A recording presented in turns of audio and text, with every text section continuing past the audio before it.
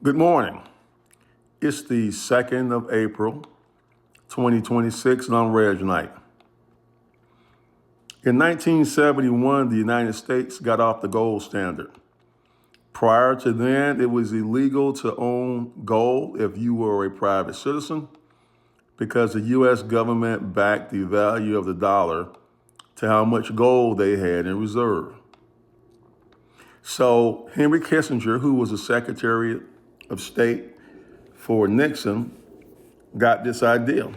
He went to Saudi Arabia, he spoke to King Faisal, and he said that the U.S. was willing to provide security guarantees if Saudi and the Gulf states did one thing, and that is if they bought their oil with U.S. dollars and then took those dollars and reinvested them back into the U.S. economy.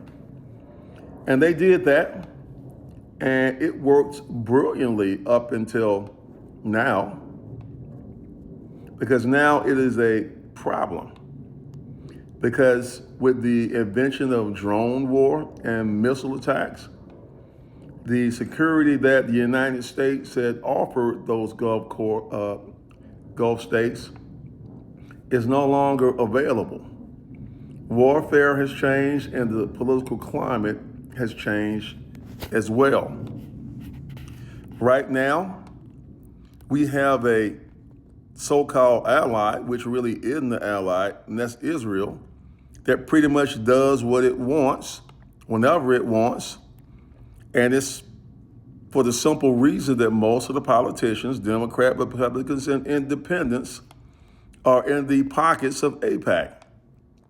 What is AIPAC? AIPAC is a strong Jewish lobby in the United States.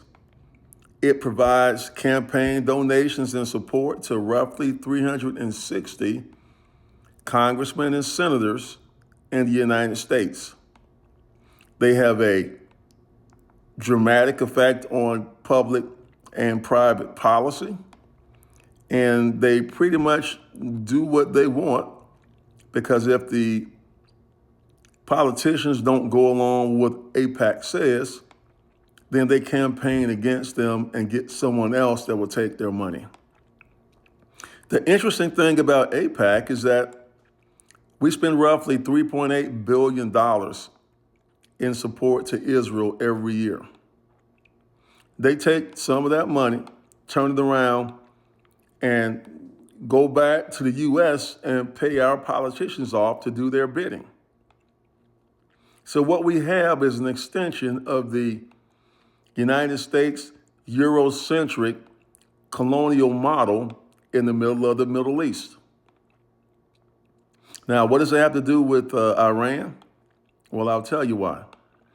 Netanyahu and Israel are part of this greater Israel project where they intend, by force, bit by bit, to take all the land, not just in Israel proper, from the Euphrates River all the way down to what they have now, and possibly more. The only problem with them becoming the Middle Eastern superpower that the United States once was is Iran. So Iran has to be pacified, destroyed, incapacitated, so Israel can continue its goal of oppressing people, gobbling up land, and destroying anything and anyone in its path. If you think that the AIPAC idea is far-fetched, I dare you to Google how many U.S. politicians take AIPAC money. I was astounded myself when I first saw it. And then I started looking at some of the legislation that Israel is high on, and I looked at some of the politicians that support it. It's astounding. And a good bit of it is against U.S. interest. So now, what does it have to do with the Strait of Hormuz? We'll get to that on another video. But right now, that's your problem. Right now, we are controlled by Israel through AIPAC. Now, some politicians will say, well, biblically, we are required to support Israel. I know that Bible, man, and there is not one scripture that you can point to convince me that that is the case. Particularly a government that is oppressive.